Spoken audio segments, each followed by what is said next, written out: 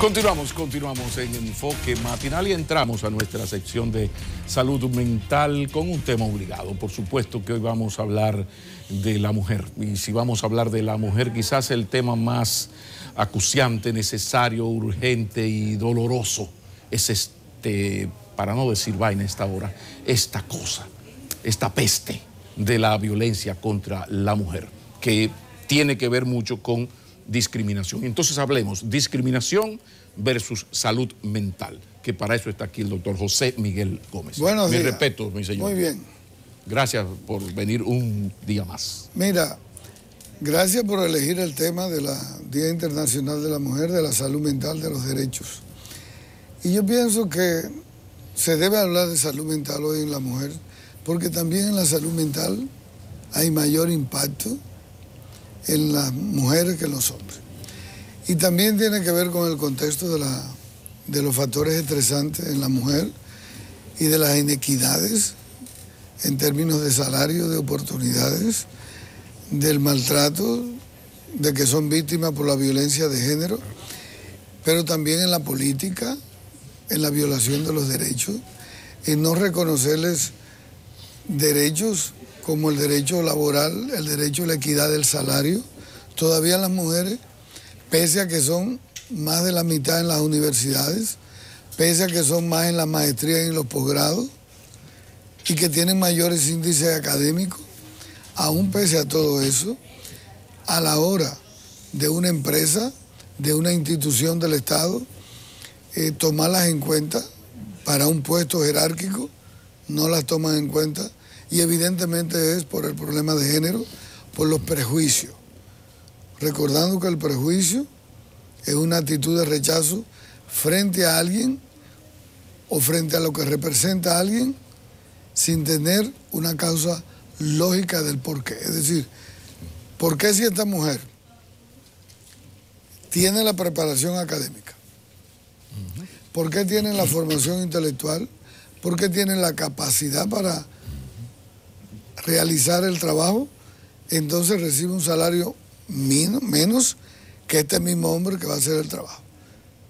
Eso es totalmente discriminatorio. Pero el derecho con las concesiones del aborto, la falta de política del embarazo de un adolescente, todavía hoy en día nos rehusamos a que las adolescentes y las niñas reciban la educación sexual con equidad dentro de la escuela, y tenemos esa epidemia del embarazo en el sur, en Bauruco, Azua, San Juan, que encaminan como provincias del sur. Son Enriquillo. Más embarazo en adolescentes, es altísimo. Entonces esa pobreza tiene el rostro de mujer, esa pobreza de la mujer que se queda en el ruralismo, que no puede venir a estudiar, que no puede trabajar, que se tiene que quedar en la marginalidad social, condenada por un Estado y por una política pública que le da la espalda. Y eso repercute en la salud mental. Repercute en la salud mental porque esa población de muchachas, no solamente algunas se van a terminar prostituyendo, otras van a tener que quedarse en trabajos irregulares, sí, pero muchas van a tener problemas de salud mental, depresión, trastornos de ansiedad, ¿verdad?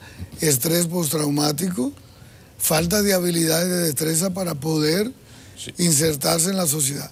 Y todo eso es discriminación y violencia. Ahora, mi doctor, ¿qué tiene que ocurrir en el mundo social, en el mundo de la mujer, para que el Estado y el ciudadano común reaccione? Porque estoy escuchando y pienso ahora, por ejemplo, en el tema de la violencia contra la mujer, dentro de la violencia, los feminicidios, el asesinato de una mujer por ser mujer. Se acaba de mencionar la cosa terrible del embarazo en adolescentes, que la mayoría son pobres, es decir, que eso es casi una condena para cosas peores. O sea, y todo está analizado, funglodizado, pensado, programado, todo está ahí. Ahora, lo que uno no ve es como que ante la gravedad del hecho hay una reacción que se corresponda con esa gravedad. ¿Cómo explicar ese asunto? Bueno, en los países del Caribe, en los países latinoamericanos, evidentemente, es el concepto filosófico existencial de la patrifocalidad, de la cultura del macho, de un sistema de creencia, de prejuicio, sostenido, mantenido, que se ha convertido en una forma distorsionadora y limitante de creer realmente que la mujer es menos, de desconocer los derechos y evidentemente ese miedo y esa angustia que le da al hombre a ser desplazado, ese miedo y esa angustia de tener que compartir, el miedo y la angustia de tener que ponerse de igual a igual, refuerza inconscientemente y culturalmente el que sigan presentando el machismo y presentando la violencia como una medida de control, como una medida de posesión hacia el otro, no solamente en las relaciones de producción, en los medios, que todavía siguen siendo la productividad del hombre, y el hombre piensa que en el sistema patriarcal, si es proveedor de bienes, del dinero, del recurso que entra a la casa,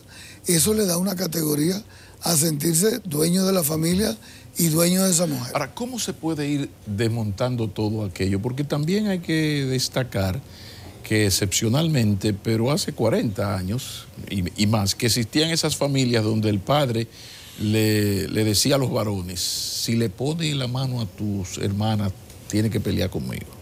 O sea, yo conozco más de un caso donde las niñas de esa casa eran las reinas. O sea, esas niñas no se le ponía, y el padre, la advertencia al muchachito de 8, 10, 12 años: o sea, no, con tus hermanitas tú solo te puedes defender, porque a las mujeres no se le pone la mano, y si le pone la mano tiene que pelear conmigo, porque ya tú eres un... O sea, eso ocurría hace 40, 50 años, pero excepcionalmente. ¿Qué hacer? ¿Qué puede hacer la familia, los medios de comunicación, el Estado, para ir desmontando esta cosa terrible que ya es un asunto mental, cultural, el Estado, de millones de años, porque esto viene de los cavernícolas? Mira lo que ha pasado con el Estado. El Estado manda algunas señales tímidas de que están apoyando a las mujeres y pueden darle más ayuda agrícola, más ayuda de incentivo. Sin embargo, no manda clara la dirección de que la mitad de los funcionarios sean mujeres.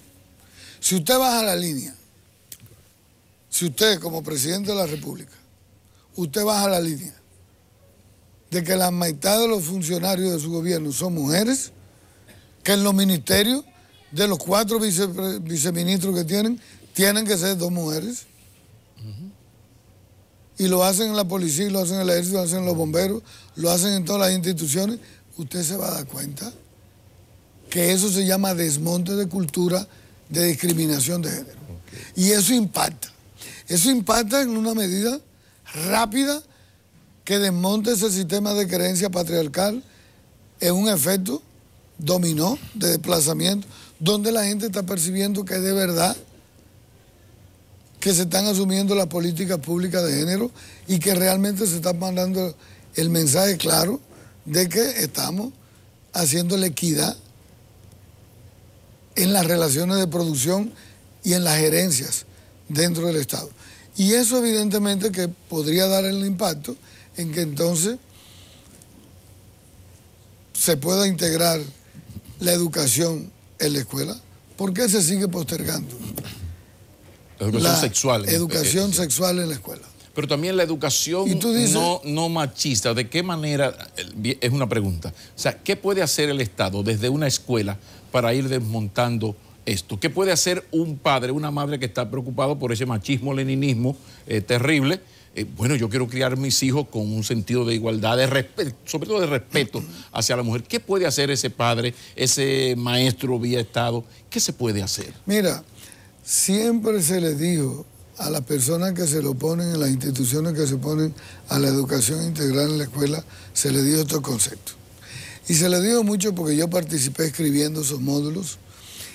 Se les dijo siempre, en una educación integral se habla de equidad de género, se habla de socioafectividad, sociosexualidad, se habla de una salud sexual responsable, se habla de la capacidad para posponer las relaciones sexuales. Doctor, usted lo que me está diciendo, que lo que tiene que ver con la educación sexual en las escuelas no solamente tiene que ver con sexo, sino que tiene un componente fundamental integral en el desarrollo humano. Que no hay hablar de condón y preservativo y de hablar de relaciones sexuales, que se están cogiendo del reduccionismo, de la visión reduccionista, genitalista de la sexualidad, para oponerse a eso. Pero el concepto más amplio de una educación sexual, que no tiene nada que ver con hablar de anatomía y fisiología, de los aparatos reproductivos, de hablar de una sexualidad en valor, espiritualidad, posponer las relaciones, conocer los controles de natalidad, poder tener una socialización afectiva y social con los varones y hembras, respetando los espacios, reconociendo los derechos.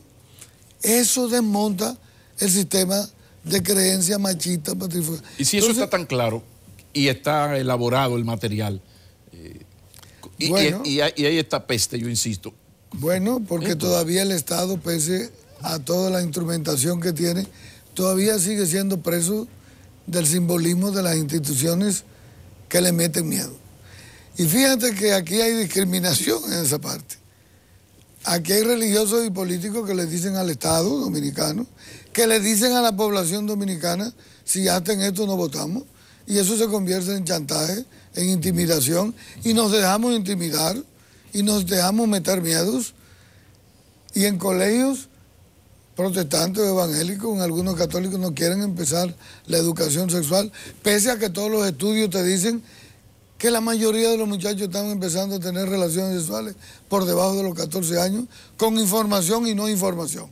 Entonces mejor informarlos, educarlos, porque es la única manera que un ser humano puede prevenir los eventos de causalidad que tiene en todas las problemáticas sociales, es conociéndolas, no es desconociéndolas, no es con miedo, ni intimidación, ni chantaje, es educándolos. Pero lo difícil de entender todo esto, por ejemplo, esto de la ignorancia en temas sexual, por ejemplo, indudablemente que sí, que aumenta el embarazo en adolescentes generalmente pobres.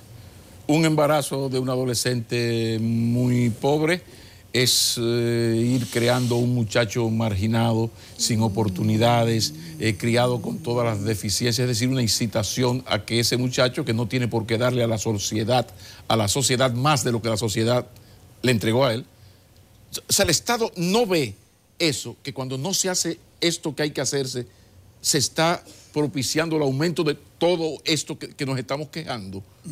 ¿Por qué? Si tú hablas con los actores responsables de la salud pública, te van a decir que sí, que lo conoces, y tú lo sientas aquí y te dicen que sí. Ahora, cuando tienen que hacer la visión integral con salud, educación, ¿verdad? Y tienen que hacer esa política, cogen miedo en el accionar. Se paralizan porque las decisiones tienen que consensuarlas con otros, y los otros son los que dirigen, y los otros son los que intimidan y meten miedo. Y ese oscurantismo que viene de siglos, fíjate que esa discriminación hace tanto daño. ¿Y a quién perjudica más? A las muchachas. Claro. En el último estudio que se hizo hace unos años, de los cuartos y terceros de bachillerato, el 4 y el 5% de los muchachos que estaban sentados en el aula ya eran padres, pero seguían la educación. Y la niña que se embarazó, fuera de la escuela, excluida del sistema escolar, encima embarazada, segundo en una familia que iba a multiplicar la pobreza y la marginalidad social. Y yo pienso que cuando estamos hoy asumiendo derechos, no son derechos para hacer marchas y poner flores, son derechos para mandar políticas claras que digan que este país respeta el derecho, el avance, y que está cero discriminación contra la mujer. Yo pienso que eso está claro. Doctor, muchísimas gracias, como siempre. Grandísimo placer. Se nos quedan temas de esto, porque es un tema casi hasta desesperante, porque, caramba, hay unas estadísticas, hay una realidad que ha sido investigada y ha sido demostrada. Esta peste, este drama, mírenlo aquí. pero a pesar de eso no hay una reacción. Tenemos que seguir hablando de eso, si usted está de acuerdo, claro. Venimos pronto. Doctor José Miguel y Gómez en Salud Mental de este enfoque matinal. Continuamos.